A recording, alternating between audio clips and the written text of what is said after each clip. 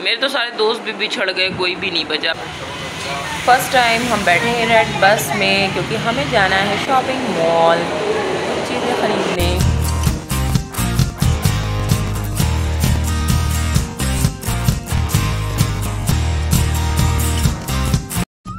अभी देखिए बच्चों की वैन आई हुई है, और आज सुबह जब मैं अभी रोज़ैन को छोड़ के वापस पलट रही थी तो मैंने देखा स्ट्रीट लाइट जल रही थी। तो मैंने उसमें देखा कि एक मैना ने अपना पूरा घोंसला इतना बड़ा सा लगाया हुआ है, तो मुझे बड़ा डर लगा कि कहीं उसके घोंसले में आग ना लग जाए इस बल्ब की रोशनी की वजह से। और उसने ना पता नहीं कैसे वो अंदर है इतनी गर्मी में। फिर जो है मेरे छोटे छोटे प्लांट देखे ना, ये इंडोर प्लांट मेरा एक सूख रहा है, इसको भी मैं बाहर ही रख दूँगी। और अभी तक माली बाबा ने लाके इनमें मिट्टी नहीं भरी है, तो बाहर का नज़ारा अभी सुबह ही हल्की बदली हो रही थी और हल्की हल्की धूप हो रही थी। तो मायरा तो अभी तक सो रही हैं, वरना मायरा जगी होती ना तो उन्हें बड़ी खुशी होती कि बादल से आ रहे हैं। ये उठती है 12 बजे दिन में। हे गाइस, तो मायरा भी सो रही है और रोज़न स्कूल जा चुका, तो मैं अकेली बची हूँ। तो मेरा जो रूटीन है मैं तो वही रोज़ करती हूँ। और अभी पता है क्या हुआ, बाहर ऑटो वालों ने अपने बच्चे को बैठाया और उनको पता ही नहीं चला कि उनका बच्चा स्कूल का बैठा है। वो पीछे से बैठा के गए, वो साइड से उतर के नीचे खड़ा हो गया, वो ऑटो लेके आगे बढ़ गए। बच्चे इतनी शरारतें करते हैं, हमें अपने बचपन के ना वो याद आ गए। हमारे भी रिक्शेवान लगे हुए थे, तो इंडिया में तो इंडियंस जितने जानते हैं इस बात को, लेकिन पाकिस्तानी तो देखते ही होंगे वीडियो में या किसी चीज़ में कि हमारे यहाँ रिक्शा वो खींच के चलाने वाला होता था।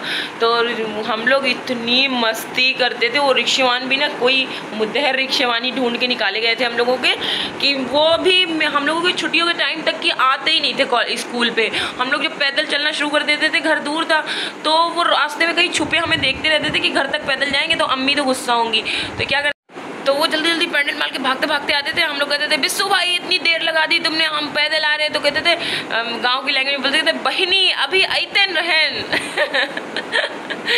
तो मतलब उनके रोज़ की यही बात थी। और थोड़ा थोड़ा ड्रिंक व्रिंक करते थे वो ना, तो जो है ना काफ़ी एक बार क्या हुआ, ड्रिंक करके पहुंच गए वो खंबे में ही अपना रिक्शे का पहिया लगाए हुए थे। कहते रास्ते से हट ही नहीं रहा। तो इस तरीके से वो करते थे, तो बड़ा मज़ा आता था बचपन का। और उनको हम लोग एकदम नचा के रखते थे। जो मैंने ये देखा है जो बच्चे होते हैं स्टूडेंट वाले ना, तो एकदम नचा के रखते हैं। उसके बाद जब मैं बड़ी हो गई तो मेरा एडमिशन बड़े कॉलेज में हो गया था, तो इतनी बड़ी नहीं, मतलब 7th 8th में, तो बस ड्राइवर था वो। तो हम लोग बस ड्राइवर को इतना नचाते थे, इतना नचा के रखते थे कि वो बेचारे चलाते आगे कम थे, बस पीछे बच्चों पे उनकी नज़र ज़्यादा रहती थी। तो देख के ना इतना मिस करते हैं हम अपने दिनों को। हम लोग भी स्कूल वाले, क्या टाइम होता था, कॉलेज लाइफ स्कूल लाइफ का जो टाइम होता है, ज़िंदगी में कभी लौट के नहीं आना वो टाइम। तो जो जिसने जीना है ज़िंदगी जी ले, जी भर के सिमरन। तो अभी भी वैसे इंजॉय है, लेकिन पता है वो वाला इंजॉयमेंट नहीं रह जाता। मेरे तो सारे दोस्त भी बिछड़ गए, कोई भी नहीं बचा मेरी ज़िंदगी में। दोस्त यार भाई बहन घर बार सब बिछड़ गया।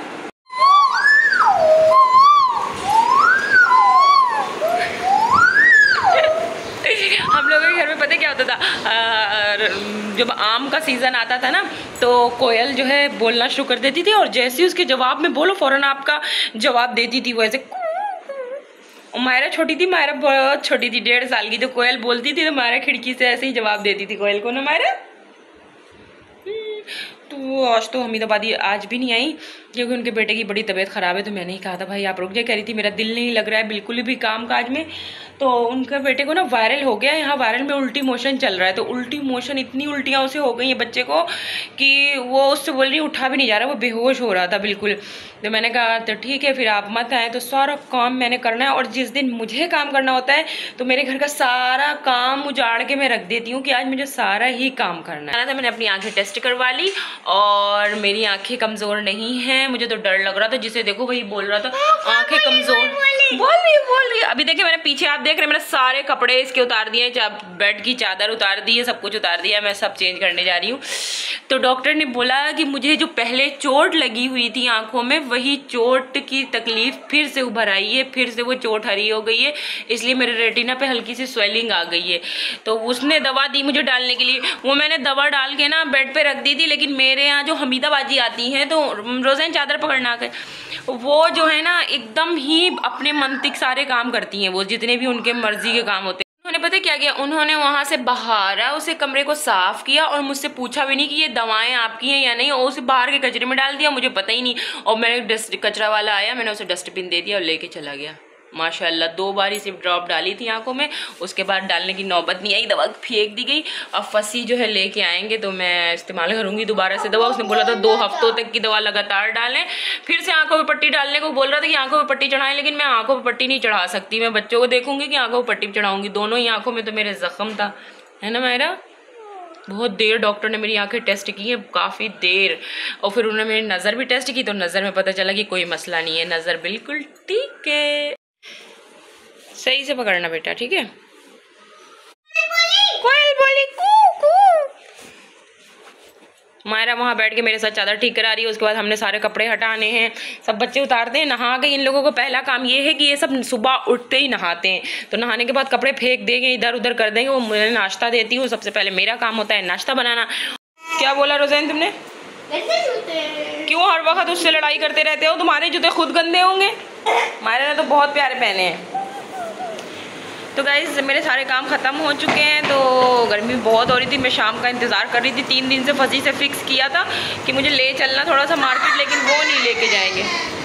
इन लोगों की लड़ाइयाँ इतनी होती है, तो मैंने सोचा मैं खुद चली जाती हूँ, क्योंकि मेरी दोस्त के घर पे शादी थी, तो मैंने कोई भी हैवी ड्रेस नहीं पहनना है। इसीलिए मैंने सोचा कि मैं कोई थोड़ा हल्का सा कोई ड्रेस देखती हूँ जो मिल जाए शादी में पहनने वाला। अच्छा जी, घर से मैं तो निकली थी ऑटो के लिए, लेकिन ये हुआ कि अयान है, उसने ला के मुझे ये रेड बस पे बिठा दिया, जो फर्स्ट टाइम एक्सपीरियंस मेरा हो रहा है। जैसे मैं उन चीज़ों को ये भी हैंडल करती हूँ पाकिस्तान में, जो मैं करती आ रही हूँ, वरना मैंने अभी तक इन बसों पे बैठे नहीं हम लोग।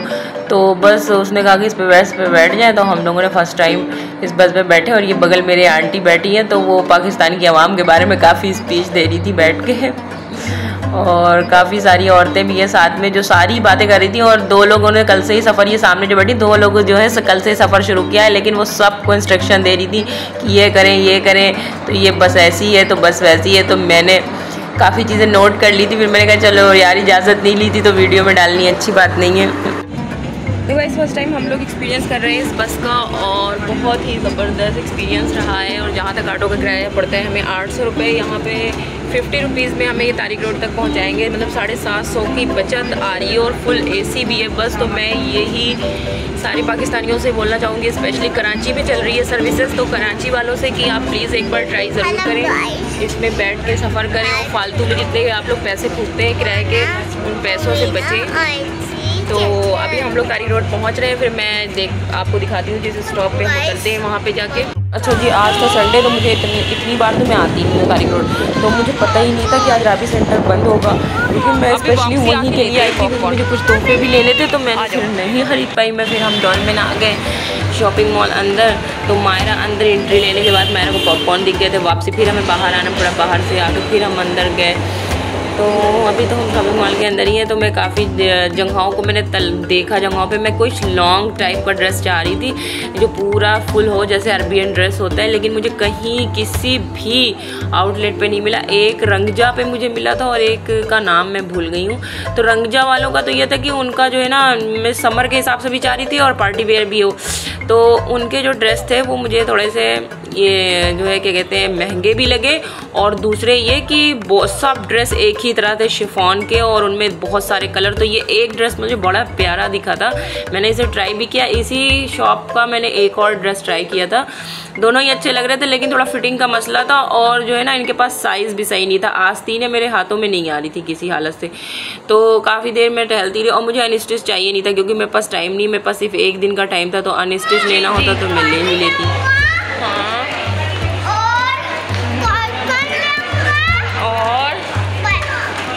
और क्या लेना है बताओ। हमारा पूरी तरह से थक चुकी है गाइस, और हम लोग बाहर निकल रहे हैं। जो चीज़ें मुझे पसंद आ रही थी वो मेरे साइज़ की नहीं थी, और जो चीज़ें पसंद नहीं आ रही हैं वो जो है क्या कहते हैं बिल्कुल हर तरफ मिली जा रही हैं। इसलिए मैंने कुछ नहीं लिया, मुझे कुछ समझ में नहीं आ रहा, क्योंकि जब दिल पे नहीं चढ़े तो नहीं लेना चाहिए उन चीज़ों को। तो फंसी का फ़ोन आ रहा था कि बोल रहे थे मगरिब की अजान होने वाली है, बस निकलो अब आ जाओ। तो फिर हम लोगों ने सोचा चलो यार चलते हैं, क्योंकि वैसे भी ऑफ था सब तरफ।